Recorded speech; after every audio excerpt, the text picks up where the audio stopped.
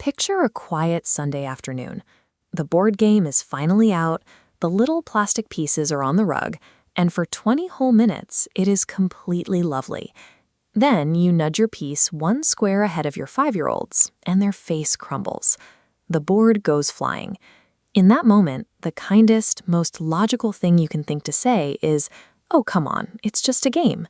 Yet somehow saying that makes the crying significantly worse. If you have lived this, know that you are not raising a bad sport. You are raising a completely normal young child.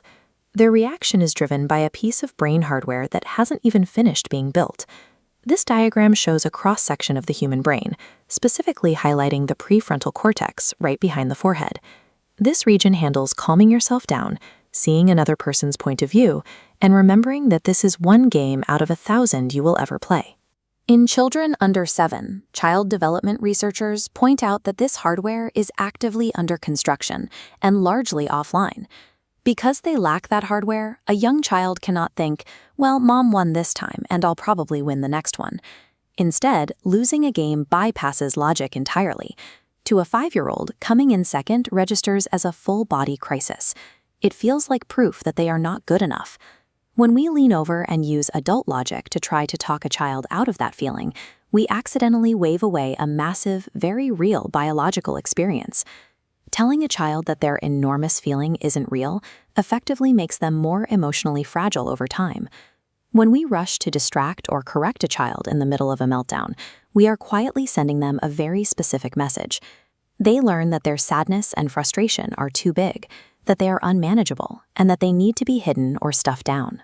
Gentle parenting teacher Janet Lansbury suggests a completely different approach.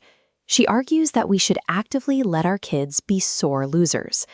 The meltdown is a physical feeling that needs to exit the body. Feelings are completely involuntary. Your child did not choose to feel devastated. They can't decide to stop any more than you can decide not to feel your stomach drop when you miss a step on the stairs. Here we see an abstract look at two nervous systems. Because the child's prefrontal cortex is offline, they cannot calm themselves. The parent has to step in and act as a surrogate regulator. You have to lend them your calm, using your mature brain to physically anchor their erratic one. The script for this is remarkably simple. You get down on their level and validate the reality of the sadness by saying, "You really wanted to win, and losing feels so hard." At the same time, you hold a firm boundary on behavior. "You can be sad. I won't let you throw the pieces." You do not have to fix the loss. Sitting calmly inside the emotional storm with them teaches their nervous system that immense disappointment is entirely survivable. There is a related trigger that catches a lot of parents off guard. It happens when your child quietly slides their piece 2 extra spaces, or suddenly announces that landing on a blue square means they win. Your immediate concern is that you are raising a dishonest person.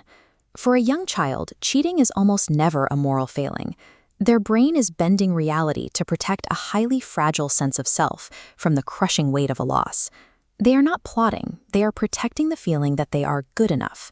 Shaming them for cheating or handing down a moral judgment only deepens their insecurity. Instead, you offer a light, warm correction. A simple, "Hey, the pieces only move the number on the dice, remember?" keeps the boundary without adding shame. You can also get ahead of the anxiety entirely. Child psychiatrist Dr. Joseph Osterman at the Cleveland Clinic suggests implementing a strategy long before the board is even set up. Have a brief, warm conversation naming the fact that losing will feel yucky. Tell them that sometimes you will win and sometimes they will win. By naming the hard feeling before it arrives, you remove the emotional ambush of a surprise loss. Anticipating the blow and gently correcting rule bending reframes the dynamic. You are managing a predictable developmental hurdle rather than disciplining a character flaw. Eventually, the storm passes and the tears stop. This aftermath is where the real coaching happens, but there is a rule to follow. As Dr. Osterman notes, right after a loss is the absolute worst time to offer critical analysis or strategy tips. What you say when they are calm reveals a critical link in their development. According to Carol Dweck, a researcher at Stanford, your reaction to a child winning dictates how that child will handle losing. This chart illustrates outcome praise. Telling a child you're the best after a victory ties their worth to the win. Challenges become threats, making them feel worthless. Now process praise. Praising effort, like "you didn't give up," detaches worth from the score. A loss becomes just data. A long-term study conducted with the University of Chicago proved the lasting impact of this small shift. Toddlers whose parents praised their effort early on showed dramatically higher resilience and a love of challenge a full 5 years later. Beyond what you say to them, there is a passive form of coaching happening every day.